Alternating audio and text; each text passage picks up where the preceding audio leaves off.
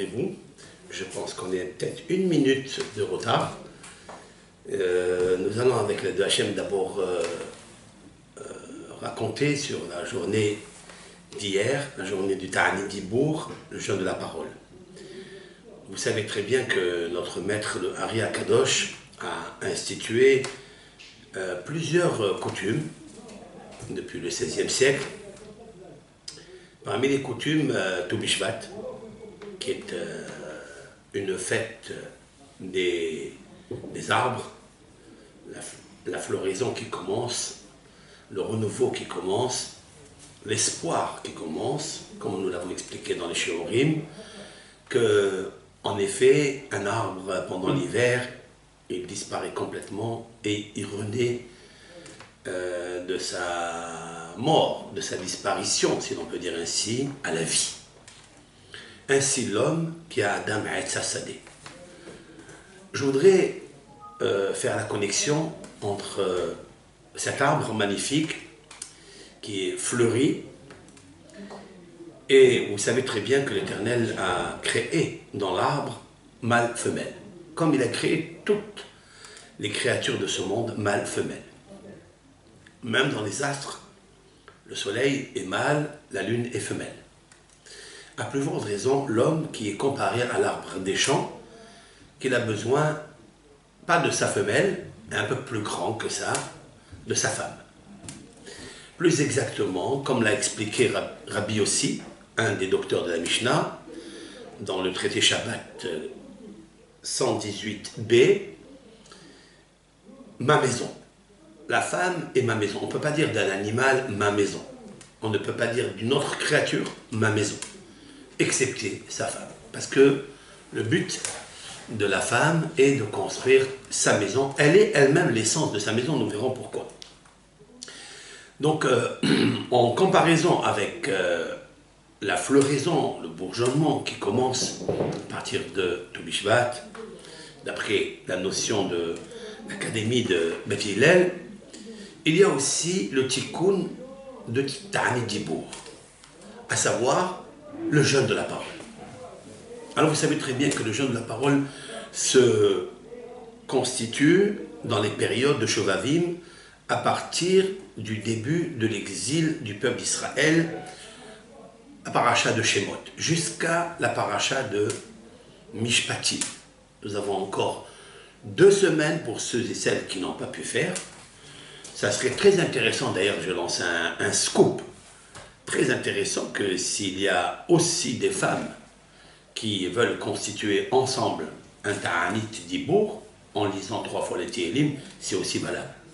C'est un grand tikkun. Je ne pense pas que ça existe, une chose pareille, mais ça peut un jour, Be'ezat Hashem, fleurir, comme cet arbre qui fleurit.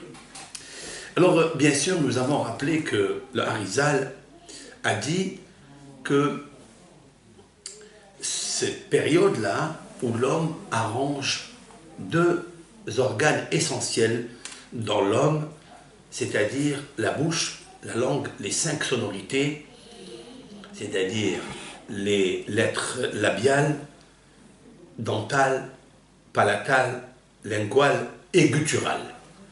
Ce sont les 5 béhinotes, ce sont des 5 notions qui sont en rapport avec les 5 sens de la vie et qui sont en rapport et associés intrinsèquement avec les 5 niveaux de l'âme.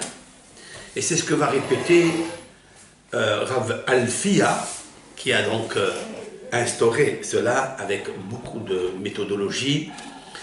Et il nous faut savoir que lire les Tehillim 3 fois consiste à répéter comme 458 Pesukim.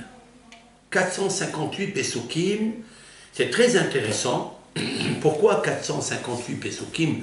Et c'est la raison pour laquelle nous répétons 3 fois les Tehillim. C'est pour éclairer la neshama de l'homme et la neshama de la femme. La neshama de l'homme s'appelle Hatan, c'est-à-dire le fiancé. Et celle de la femme s'appelle Kala. Quand je parle de Hatan et Kala dans un Ta'anit Dibour, ça voudrait dire quoi?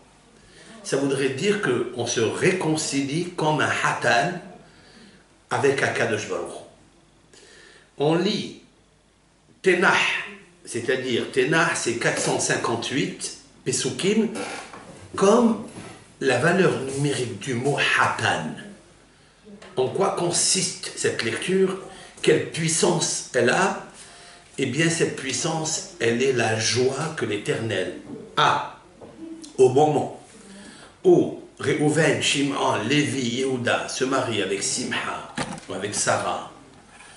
Eh bien, Hakadosh Baruch Hu est tellement content, tellement sameach, il n'y a pas de joie aussi grande que la Simha que l'Éternel avec la Shekhinah ont pendant la Choupa d'un Hatan et Kala. Cette même Simha, cette même joie, elle est procurée à Akadosh Baruch Hu lorsque le peuple d'Israël, au moins 10 personnes, s'installent dans une synagogue parce qu'il y a le Sefer Torah. La Torah s'appelle Kala. La Torah s'appelle la mariée. D'où je le sais, nos sages, concernant et à propos du verset Vayi kechalloto ledaber imo, je traduis, au sujet de Moshe Rabbeinu, lorsqu'il a terminé de parler avec Dieu, les 40 jours et les 40 nuits, il est marqué Vayi kechalloto ledaber imo, lorsqu'il a fini de parler avec lui. Nos sages font remarquer qu'il manque une lettre dans le mot kaloto. Il est écrit kalato, sa fiancée.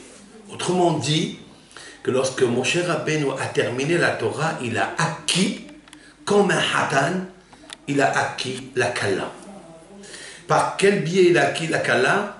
Par le biais des 32 lettres de la Torah. Les 32 lettres de la Torah, ce sont les 32 shevilim, à savoir sentiers pour acquérir la sagesse. La sagesse, c'est effectivement la kala. La femme, ici en bas, la kala physique, elle est la chokhma, elle est la sagesse. Et lorsqu'un hatan, un homme, un garçon, qui accepte sur lui de s'engager, surtout dans notre génération, eh bien, ça fait déjà une cinquantaine d'années, et plus aigu et profond dans notre génération avec un monde occidental qui va à la dérive complètement, il y a beaucoup de garçons qui n'arrivent pas à s'engager. Et là, par le biais de Ta'anit Dibour, parce qu'il est relié avec la Torah écrite, puisque le roi David, qui a composé les 150 psaumes, qu'on lit d'ailleurs pendant 3 fois, et c'est ce qui nous fera justement la valeur numérique de 450 puisqu'il y a 150, 150, 150 qu'on répète 3 fois, donc 450, plus 8 psaumes, 458 pour obtenir Hatan, c'est-à-dire le fiancé de Akadosh Baruch. Lorsqu'on obtient ce fiançailles, eh bien, Akadosh Baruch Hu, il nous pardonne toutes nos fautes. Alors, je vais vous dire qu'est-ce que dit le Noam Elimelech, qui est un grand hassid, un grand tzaddik, qui n'a jamais sorti de sa bouche ni un blasphème, ni une critique, ni sur Eretz Israël, ni sur ses habitants, comme l'a dit le roi David dans les psaumes, Ur'e betov Yerushalayim. Tu dois toujours voir avec bienveillance le bonheur de Jérusalem et de ses habitants. Parce que Jérusalem, Eretz Israël, c'est la pupille de l'Éternel. Et donc le Noam Elimelech va dire que les 5 livres de Tehillim, puisqu'il y en a 5 livres de Tehillim en rapport avec les 5 livres de la Bible, il nous faut savoir qu'ils sont en rapport parce qu'il nous faut accomplir les 10 puissances des séphirotes, du système séphirotique. Et c'est la raison pour laquelle, lorsqu'on pratique la lecture des Tehillim, elle est équivaut à jeûner depuis samedi soir jusqu'à vendredi sans interruption aucune, sans manger et sans boire. Tellement, cette mitzvah, elle est très grande, il y a plusieurs personnes dans cette période qui l'accomplissent. Il y a plusieurs personnes aussi, des tzaddikim, même des gens simples, nos grands-mères le faisaient, alors qu'ils n'ont pas étudié ni le Talmud, ni la Kabbalah. C'est par essence de la Emouna, qui est un fil tellement électrique qui relie l'âme de Dieu à son essence même, à sa bonté, à sa miséricorde. Eh bien, se pratiquer une semaine de hafsaka, d'interruption de consommer quoi que un aliment, une boisson pendant 7 jours. Et elles arrivaient. Ça se pratiquait aussi dans la période des 10 jours de pénitence.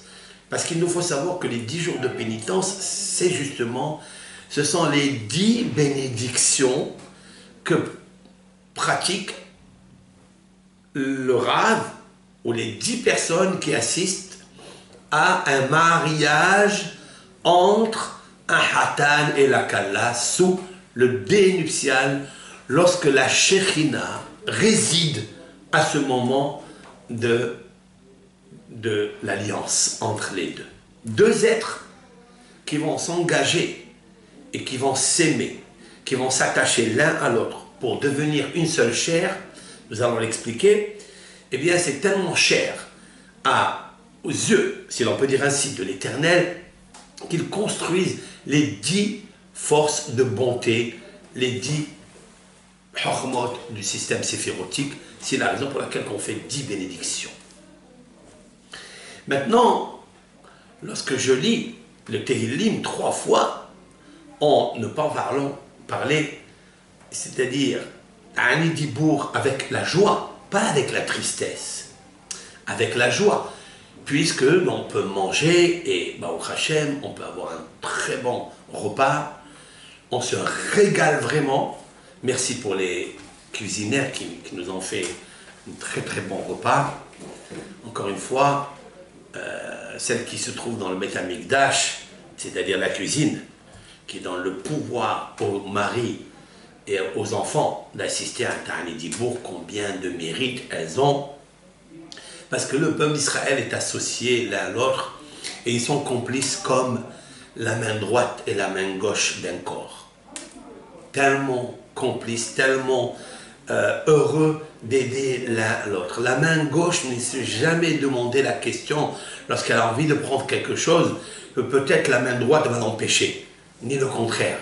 C'est comme ça que le Gaon Hazon Ish, de mémoire bénie, a dit dans ses lettres que l'amour et la complicité d'un homme et d'une femme doit arriver au niveau de la complicité de la main droite et la main gauche qu'il y a dans un être humain.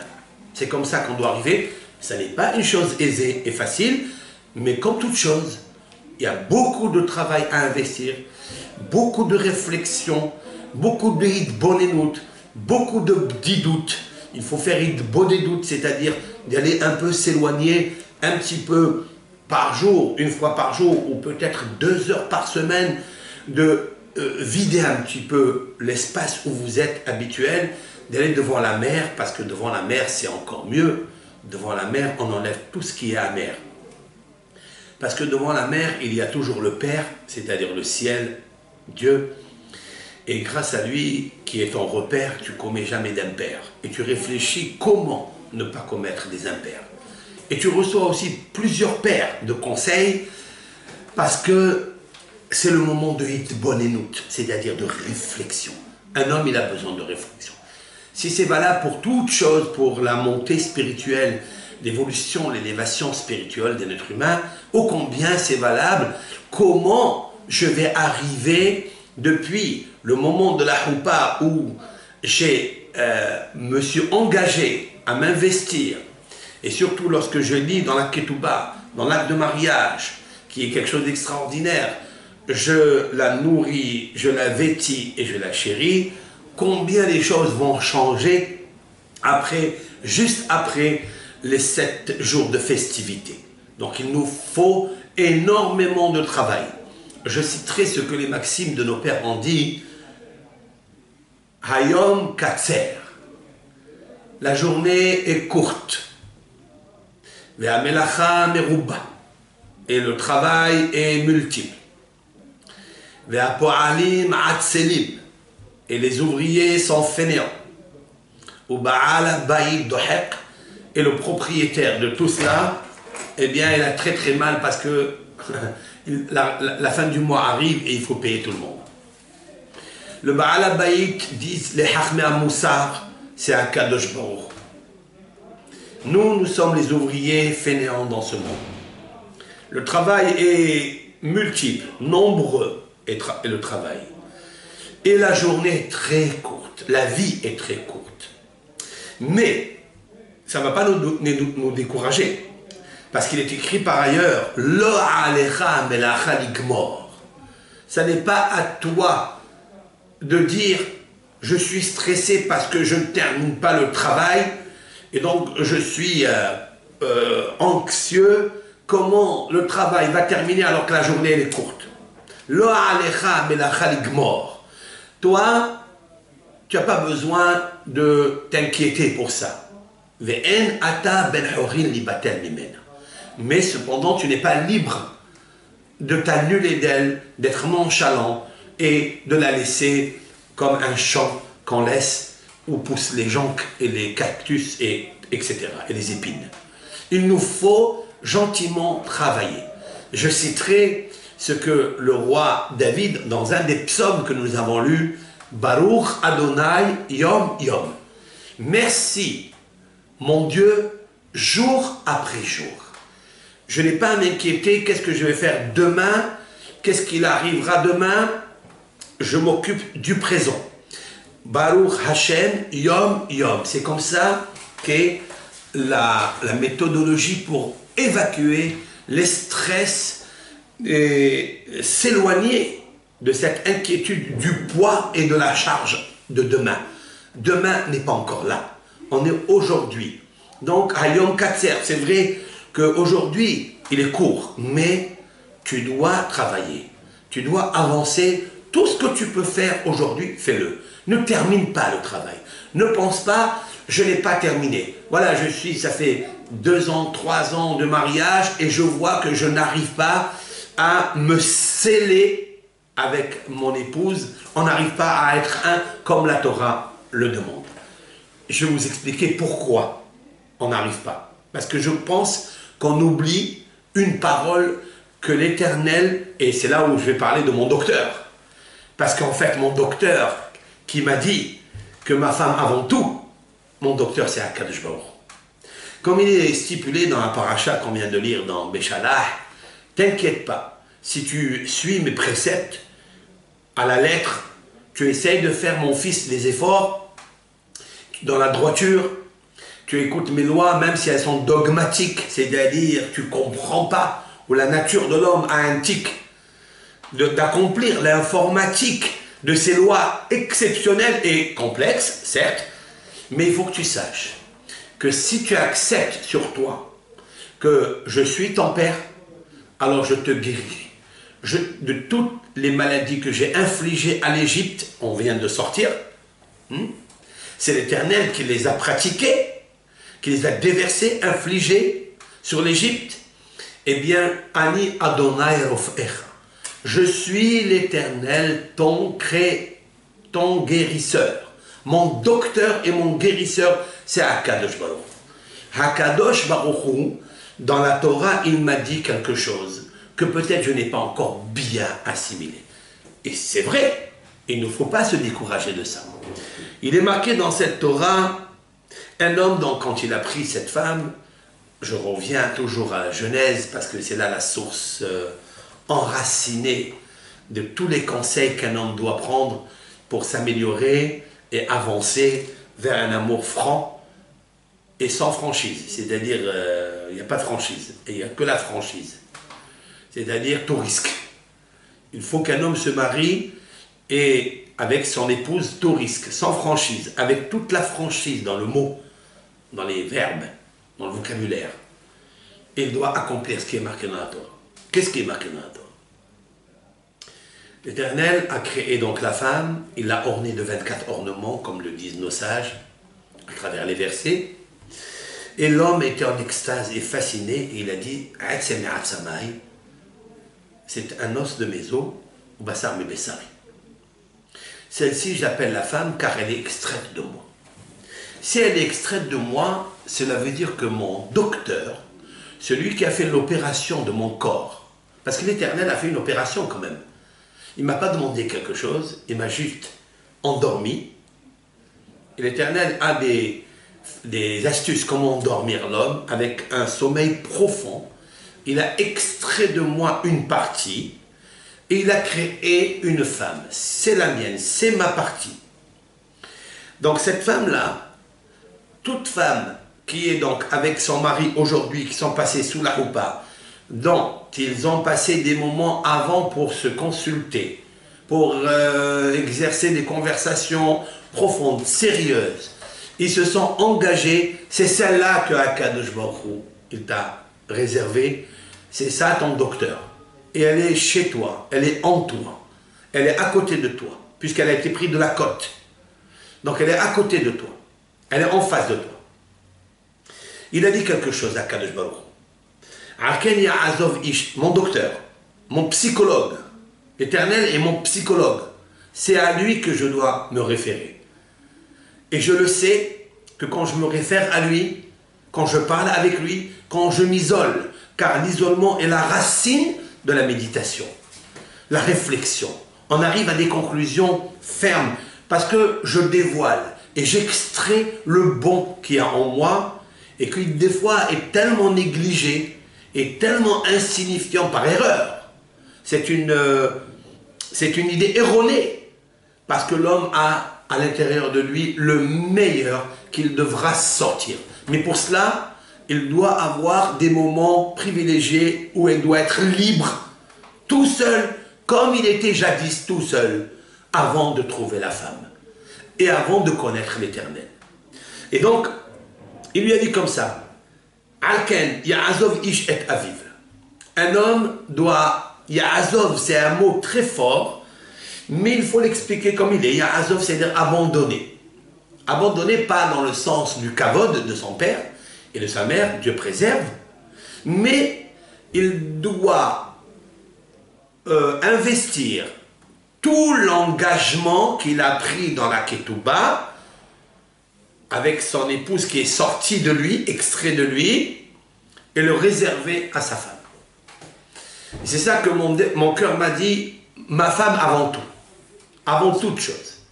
Le respect des parents, bien sûr qu'il ne faut pas les négliger, parce que, en fait, si tu as respecté ton père et ta mère comme le stipule la paracha de Yitro, qu'on va lire dans la semaine, si Dieu veut Shabbat, qu'on a commencé à lire aujourd'hui, et Shabbat à Minha, on va lire les 10 commandements le jour Shabbat Be'ezrat Hashem. Qu'est-ce qui est marqué dans la 5e loi, la 5e parole de Akadosh Baruch Hu? Qu'est-ce qui est marqué là-bas? Kabed et avicha ve'et imecha. Honore ton père et ta mère. Qu'est-ce que ça veut dire, honore ton père et ta mère? Tu vas l'oublier maintenant parce que tu vas te marier? Dieu préserve. Ça doit être toujours ta couronne, ça doit être toujours le respect. Et il faut aussi ajouter qu'on a remarqué, et c'est la statistique, que les enfants qui ont honoré leur père et leur mère, ils vont honorer le mari et la femme, réciproquement. C'est sûr et certain. Si le vocabulaire, si il y avait la joie, le respect qui se pratiquait dans ta maison avec ton père et ta mère, c'est sûr et certain qu'avec ton épouse, avec ton mari, tu auras le respect. Et le calme. Beaucoup de calme. De ressentir le calme intérieur, la paix intérieure. Mais ce n'est pas évident par les vicissitudes de la vie. Il y a beaucoup de choses qui sont difficiles dans la vie. Il y a énormément, il y a un souci de la parnassa, mais tout cela se règle par mon docteur, par mon psychologue. Il me l'a dit. C'est lui qui me l'a dit. Il m'a dit, il doit s'engager maintenant pour sa femme. Mais il est marqué une phrase que pas beaucoup comprennent.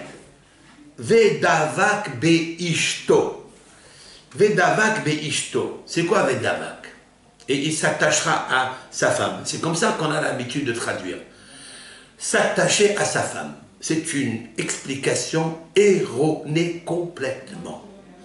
Le mot attaché en hébreu, c'est vekachar. Il s'attachera. Comme ukshartam le ot al yadecha. Tu attacheras les phylactères comme signe sur ton bras, autour de ta tête. Là-bas, il y a marqué vekachar. Le Larousse de la Torah ne serait pas permis d'employer un mot dans le mariage qui est autrement que vedavak. C'est quoi vedavak? Vedavak est égal à coller, comme la colle. La colle glu. Vous savez qu'il y a la patex et la glu. Un homme demande mon docteur, mon professeur, mon psychologue. Il me dit à Kadosh Baruch Hu vedavak. Il doit prendre la colle glu et il doit s'attacher à sa femme. Vous imaginez un petit peu, si je prends ces deux bouts de papier et je les mets comme ça, ils sont maintenant attachés l'un à l'autre. C'est vrai, ils sont attachés comme les téphilines. On les attache et puis on peut les enlever, on peut les rattacher et les enlever. La Torah n'a pas demandé ça. Elle m'a demandé quelque chose de simple et de pur et de difficile, certes. Mais il nous faut nous habituer. C'est celle-là que tu as choisie. C'est celle-là qu'elle a choisie. Vedavak, c'est-à-dire je prends ici la glu, je la mets là, et je la colle ici. Est-ce que je peux l'arracher? Est-ce que je peux la séparer facilement? Non. Je ne pourrai pas la séparer facilement. Lorsque je voudrais me séparer d'elle, il va y avoir une déchirure des deux côtés. Pas d'un seul. Des deux côtés. Vous avez vu qu'est-ce qu'il a fait mon psychologue sur lequel j'ai beaucoup confiance. Énormément confiance. Lorsque tu as dit à ta femme, tu es donc sanctifié à moi, comme la sanctification, tous les kedushin qu'il y a dans Beth Amikdash, les consécrations. Lorsque je prends ma femme ou mon mari, je l'ai attaché avec la colle glu. On va expliquer qu'est-ce que la colle glu dans la Torah. On n'est pas en train d'attacher deux morceaux de bois ou deux morceaux de papier. Ici, il y a deux âmes qui doivent s'attacher et deux corps qui doivent s'aimer. Comment attacher les âmes l'une à l'autre? Vous savez comment? La Torah le dit de suite. Vehayu le basar ehan. Ils seront une seule chair. C'est vrai. Parce que si j'attache deux morceaux de papier avec la colle, alors ils deviennent une seule chair. Imaginez lorsque je veux enlever un doigt. Je veux, Dieu préserve, l'enlever de ma main. Ou je veux, des fois j'ai collé avec la colle ma peau. Si je veux enlever cette colle, il y a un morceau de peau qui s'enlève. Parce que la colle et la peau sont devenus une seule chose, un seul élément. La même chose, ils vont devenir une seule chair. Mais comment on peut devenir une seule chair? Chers amis, c'est très difficile. Ce ne sont que des paroles que je suis en train de dire. Mais l'accomplissement de cette chose-là, elle est difficile. Réaliser une entente idéale au point d'être collé l'un à l'autre, c'est-à-dire dans la hashivut, je parle ici de la grandeur, de l'importance qu'on doit se donner ensemble. Le texte nous dit, ils deviendront une seule chair. Rashi de mémoire béni va dire quelque chose d'extraordinaire parce qu'il a senti, sous-jacent, la difficulté, ce que mon professeur, mon créateur, mon docteur me demande. Ils deviendront une seule chair. Rashi dit, Havalad, le bébé, Hanolad, Venotsar, le bébé qui va naître, ton fils, ta fille, ton enfant qui va naître par votre union, par les deux,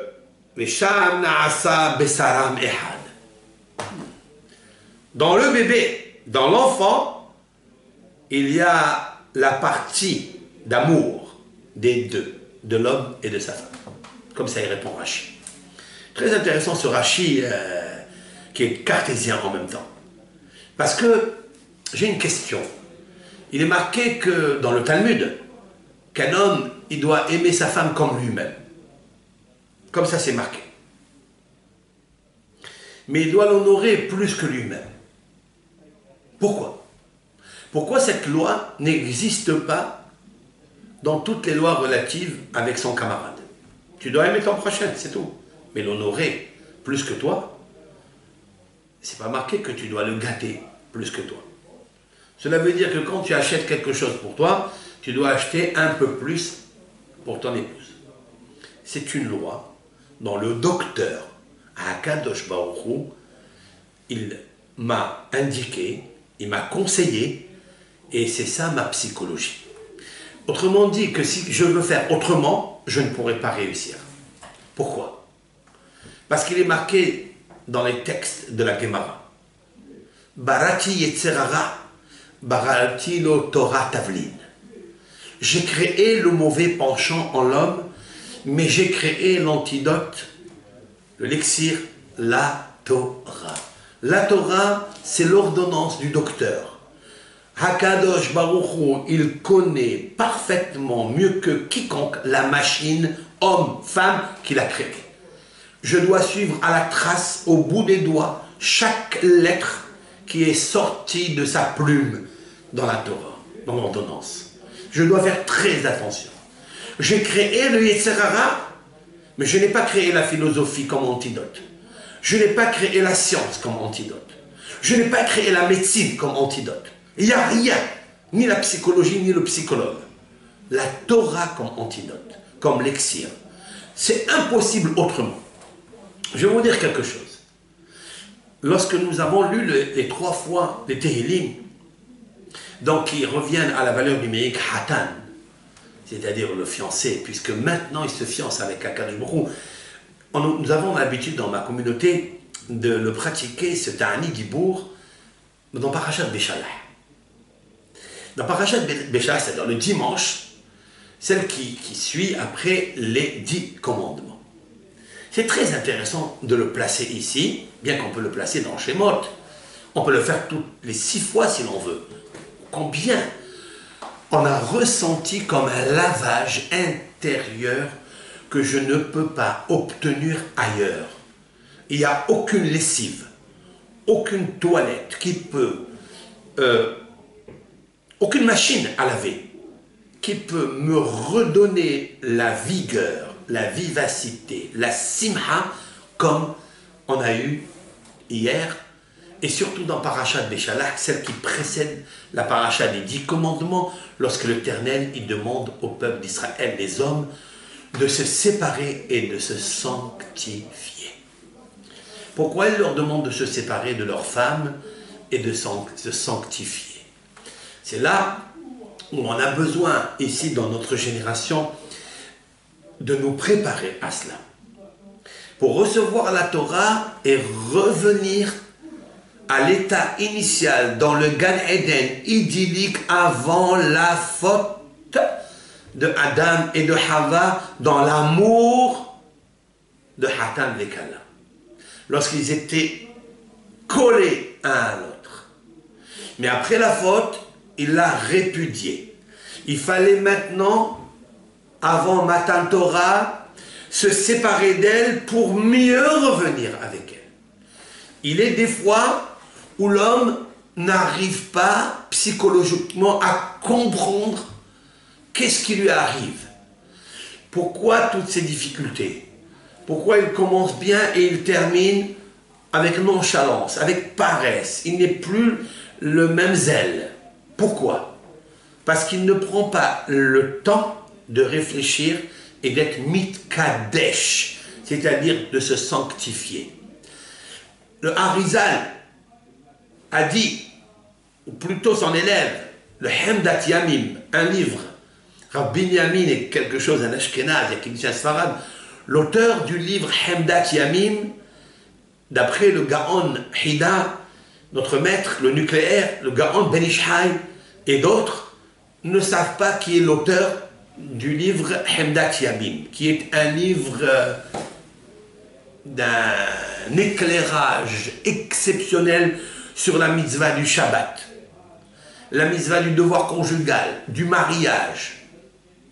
Le Rav dit, Hemdat Yamim dit que celui qui fait un jeûne ininterrompu depuis samedi soir jusqu'à vendredi, il est équivaut à 65 600 jeûnes. Il apporte des preuves, etc. 65 600 jeûnes sur ses fautes.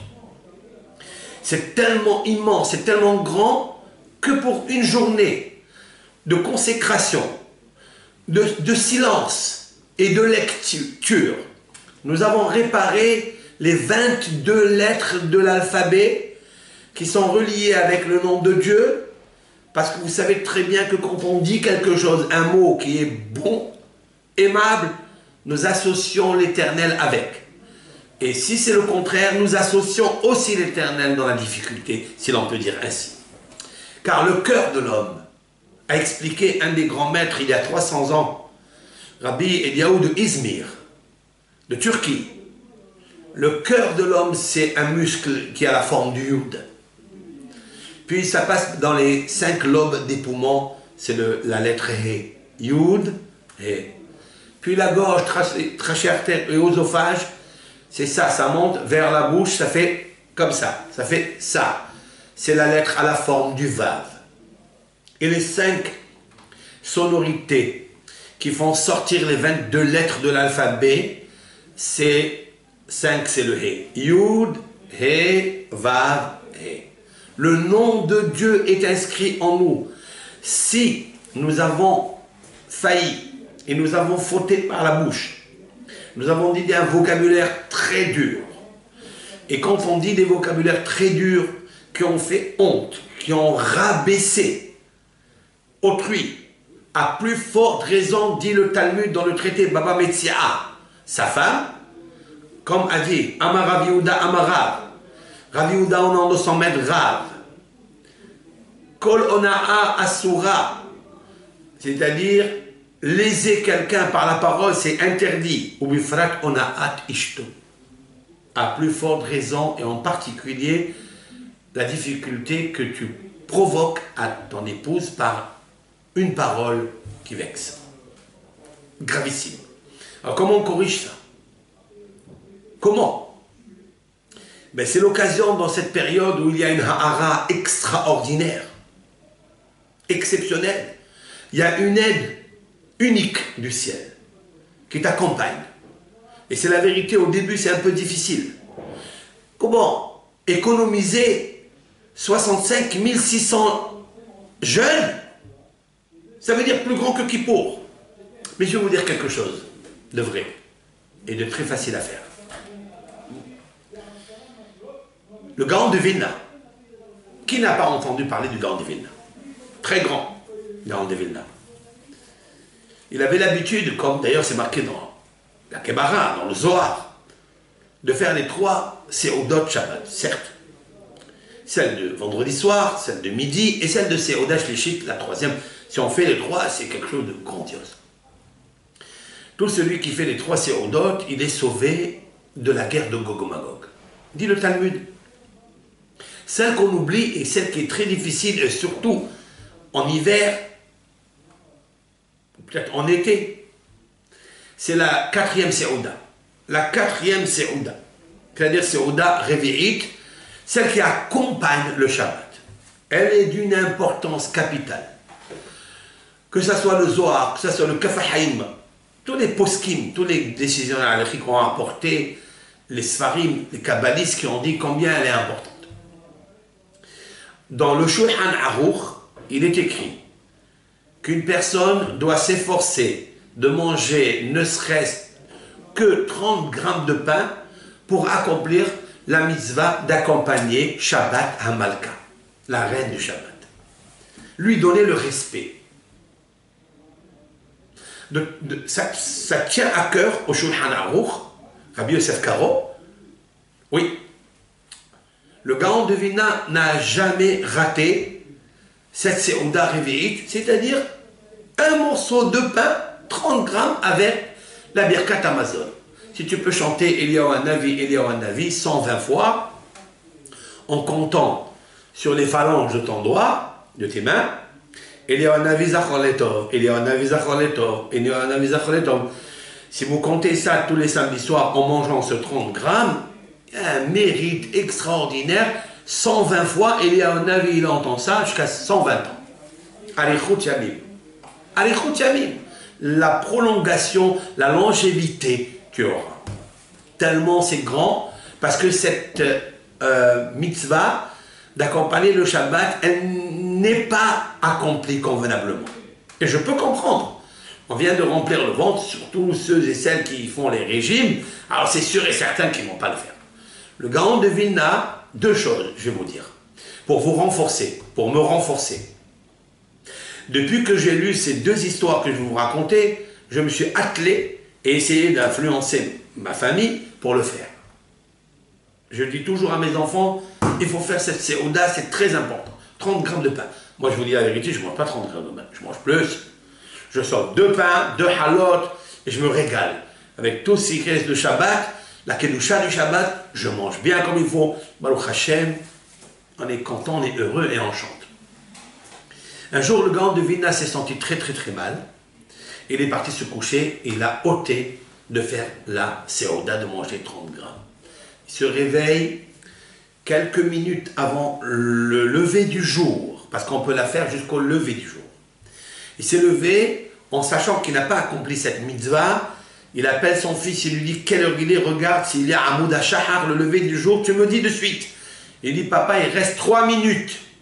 Et lui, alité et fatigué, il leur dit allez-y prendre un morceau de pain, écrasez-le, mouillez-le et forcez l'absorption des 30 grammes de pain dans ma gorge, que je puisse accomplir cette mitzvah. Et c'est comme ça qu'il a fait.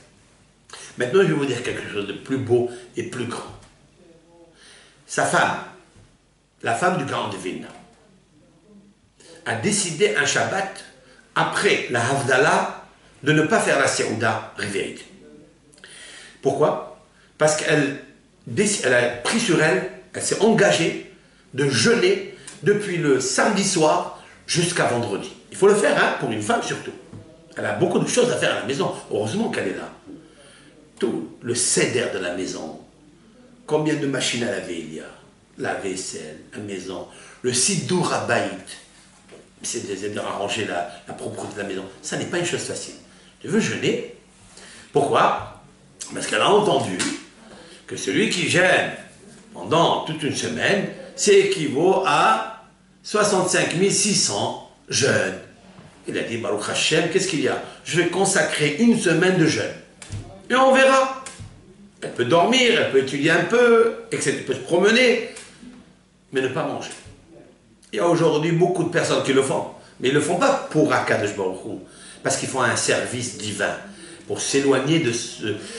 pas s'éloigner de ce monde, plus que ça, c'est pour se rapprocher plus de Dieu. Plus on enrichit la Neshama, plus on appauvrit le corps, qui ne demande pas, qui cesse de demander les ta'avot, les plaisirs de ce monde. Et comme ça, on s'approche de Hachem. C'est comme ça qu'il faut faire. De toute façon, il nous faut nous maîtriser les pulsions, les envies, les plaisirs, etc. Lorsque le Gaon de Vilna a entendu que sa femme pratiquait le jeûne de Hafsaka, c'est-à-dire les 7 jours depuis la Havdalah jusqu'à vendredi, il a envoyé son fils lui dire « Que penses-tu? Que tu vas obtenir un grand pardon parce que tu vas jeûner toute la semaine? Mais il faut que tu saches que les 7 jours de jeûne que tu vas pratiquer, ils sont insignifiants devant les 30 grammes de pain que tu vas manger pour accompagner Shabbat à Malka. » Chers frères et sœurs, c'est incroyable. Autrement dit, je déduis de là, nous avons une décision dictée d'un verdict d'un grand luminaire en Torah, 18e siècle, Rabbi Eliyahu de Vilna, Tzaddik Yesod Olam, géant en Torah, la Torah écrite, la Torah orale, la Kabbalah, les mystères de la Torah.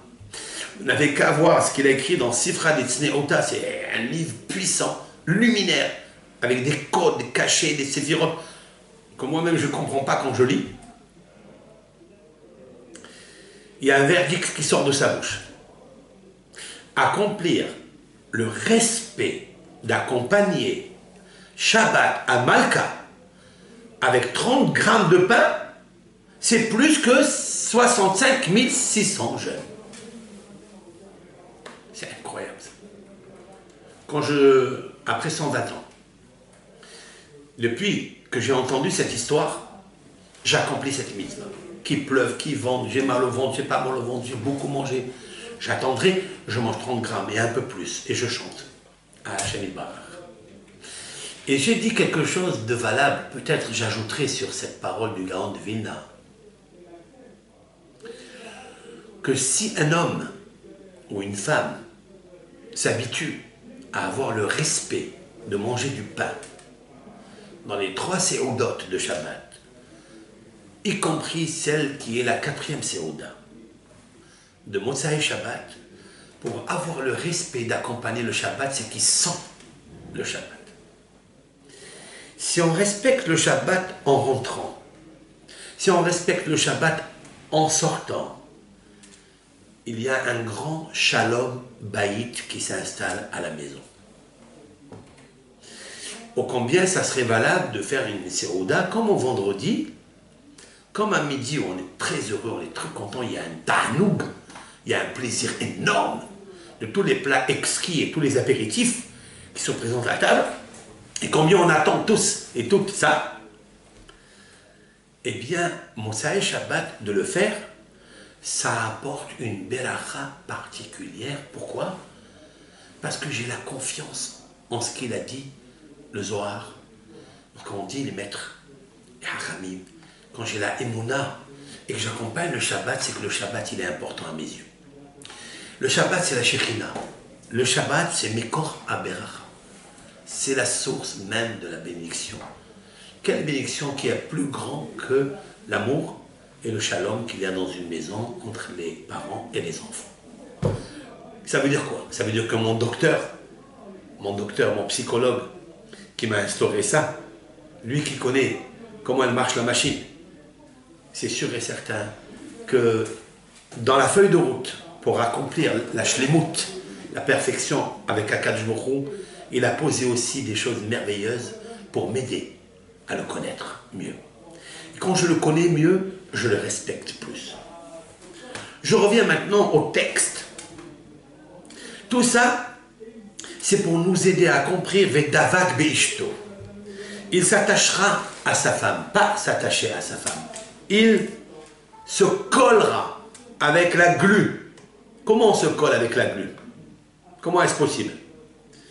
Alors je vais vous lire ce que dit la Gemara. La Gemara dit comme ça.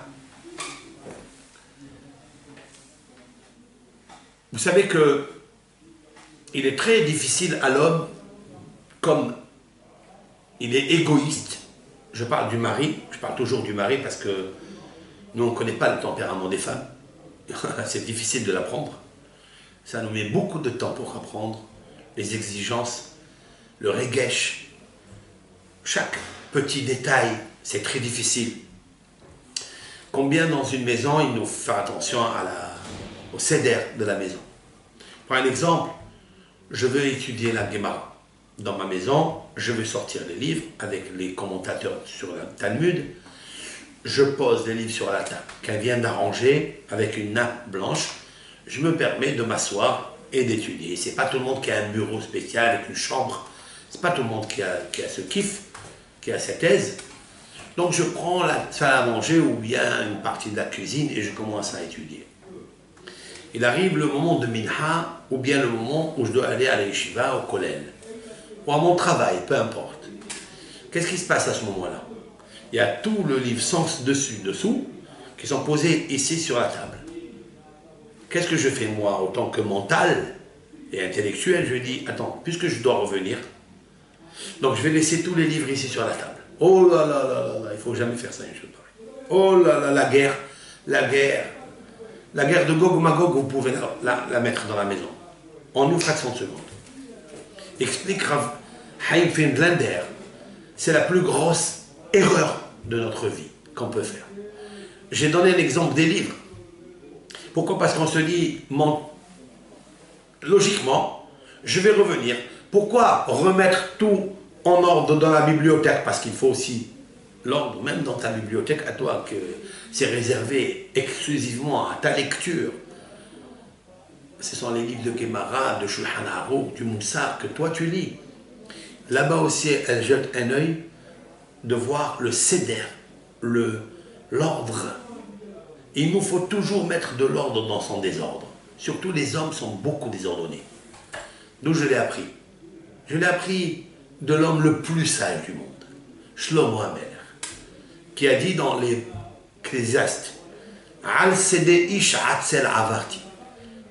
J'ai traversé un champ d'un homme fainéant. Al sede ish atzel avarti. Al kerem adam hasarlev. Sur une vigne d'un homme qui manque de cœur. Vehine, et voici ala kulo kimshonim kusu panav harolim. Je traduis en hébreu. Et voici que et le champ et la vigne ont émergé de la terre des joncs, des épines, des cactus, des détritus, tout ce qu'il y a de mauvais pour un champ. Pourquoi? Al sede ish atzel. Parce que l'homme est un homme qui est ish sadeh, comme l'arbre des champs. Mais si il ne travaille pas sur lui, s'il ne labore pas un petit peu son caractère, son champ, sa vigne qui donne des vins magnifiques, pourrait être le champ de bataille de toutes les gens et de tous les ramassis de poussière et de saleté dans ce champ. Ça c'est bien pour le champ, c'est bien aussi des fois sur le champ de la maison. Dans la maison c'est pareil. Combien on doit faire attention, combien nous-mêmes, vous savez, je suis en train de faire un cours pour moi, je ne fais pas pour vous. Pour moi je le fais. Parce que le fait de vous le dire, ben, je me renforce moi-même et je fais très attention. Ce sont des sujets qu'on s'est marié il y a longtemps et on s'est dit 40 ans de mariage ou 30 ans ou 20 ans ou 50 ans. On s'est dit ça y est, moi je suis blasé, moi je suis, ça y est, c'est pas la peine que je travaille. C'est toute une vie. C'est la raison pour laquelle un homme, il aime sa maison. Il aime toujours sa maison. Il aime toujours habiter dans celle qu'il abrite, qu'il a fabriquée, qu'il a trouvé tous les acoustiques, tous les beaux rideaux, etc. Il aime. Il est attaché à la couleur des canapés, de son lit, de sa frigidaire. Il est attaché à tout cela. C'est la raison pour laquelle Rabbi Yossi n'a jamais appelé sa femme ma femme. Non. Depuis la choupa, il a appelé ma maison. Ma maison, ça veut dire quoi? Ça veut dire, qu'est-ce qu'il a voulu nous enseigner Rabbi Yossi? Quel est le sens profond, quel est le conseil qu'il nous donne Rabbi Yossi, qui est le docteur de la Mishnah? La valeur qu'il faille donner au rôle plein, au plein rôle de la femme. Et le plein rôle de la femme, c'est le sidour, c'est-à-dire le seder, la propreté, le seder, le repassage, quand il est fait bien comme il faut. Ça nous arrive des fois de repasser. Je dis toujours à ma femme, si tu me fais un repassage, je te ferai le repassage. Ce n'est pas une chose facile pour faire le repassage, parce que l'homme, c'est pas son boulot. Et voilà. Et après, quand on fait le repassage, on passe au dégraissage, c'est-à-dire un sage qui a des degrés et qui monte. C'est ça le dégraissage. C'est le sage avec ses degrés. Pourquoi? Parce que tu as participé à la valeur de la maison, c'est-à-dire la femme, ce qu'elle aime, ce qui est... Et ça n'est pas une fois comme tu t'attaches les téphilines, ou comme tu mets la main dans la mezouza, tu l'embrasses, tu l'enlèves. Elle est plus collée. Mais davak, il faille se coller avec la glu de la émouna. La émouna de quoi? Que mon docteur m'a dit que tout ne vaut rien sans sa femme. Je vais vous lire quelque chose dans ce livre-là d'un rave que je connais, qui était en Israël, qui a écrit plusieurs ouvrages et que j'ai fait venir plusieurs fois à Marseille. Écoutez bien ce qu'il rapporte dans son livre Baït Ne'eman Be'Israël. Donc je cite en son nom, au nom de Rabbi Haïm Vital. Rabbi Haïm Vital, l'élève intime du Ari HaKadosh. Il a écrit, le monde il a été créé pour faire du bien. Olam Hesed Ibane.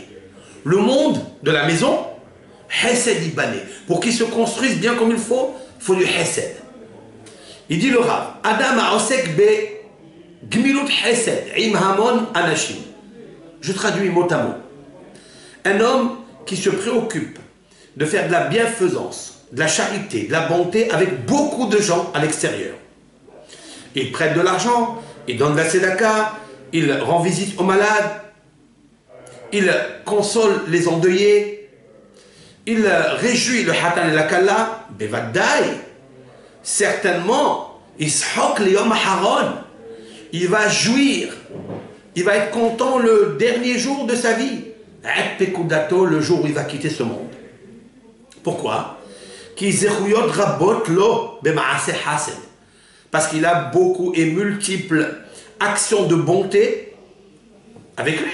Il a travaillé, il a fait, Hesed encore. Tout le temps, il fait du bien. Aval, Yeda'ne Emanak, dit le Rabbi Haïm Vital. Mais il faut qu'il sache qui, Bashamaïm. Je vous dis ça et j'ai peur pour moi, je vous dis la vérité. Qui Bashamaïm Botkim, dans le ciel, on vérifie et on analyse comment cette personne se conduit avec sa femme.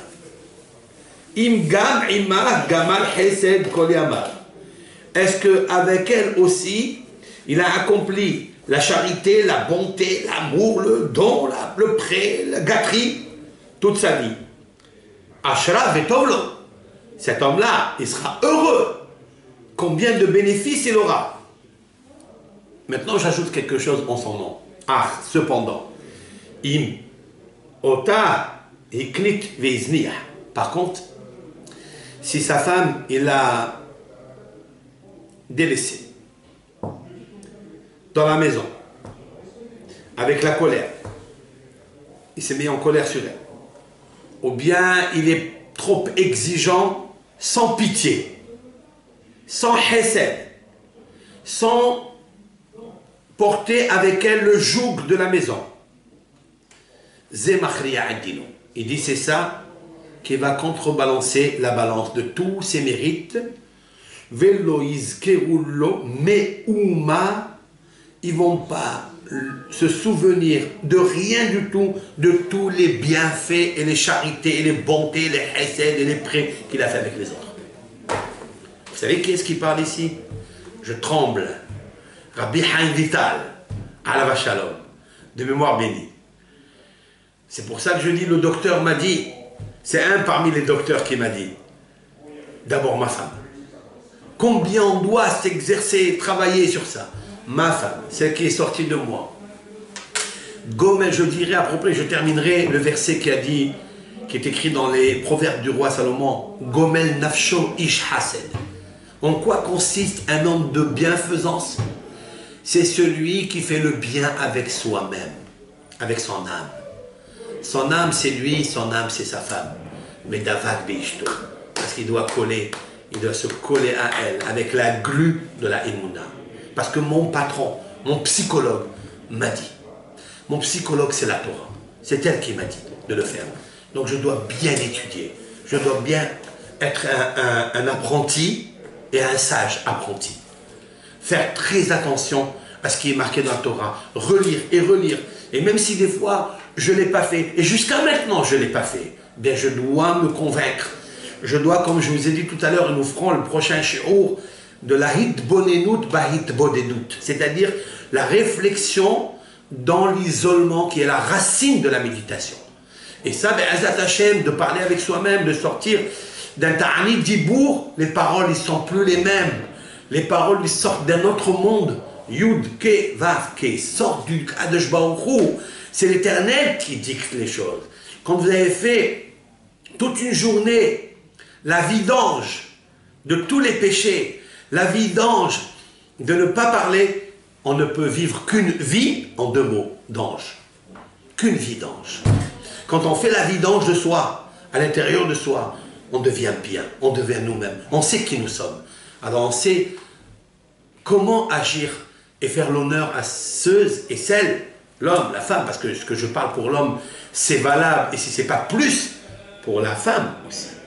Et Ratson, que Akadosh Baruch Hu nous aide, et toujours dans le shalom, parce que ces shiurim-là, j'espère, avec l'aide de Hachem, qui sont un réconfort pour enlever le réfort de tout ce qui se passe un petit peu dans le monde, et de renforcer la émouna et la shekhinah dans la maison, qui s'appelle le shalom bayit. La femme qui s'appelle bayit, pour construire Be'ezat Hachem, Bet HaMikdash dans sa maison, et Hachem il nous aide. Kol HaMekadesh Atzmo Milemata, disent nos sages, tout celui qui se sanctifie un tout petit peu en bas, Mekadeshim Oto Milemala. Alors le ciel, il le sanctifie plus encore, il le pousse à être un bon et un aimable homme pour rendre le bien-être aux autres et être bien soi-même avec l'aide de Hachem. Kol Tov Lachem, et j'espère que ces paroles-là feront l'effet d'abord sur moi et sur ceux qui m'écoutent aussi. Kol Tov Lachem.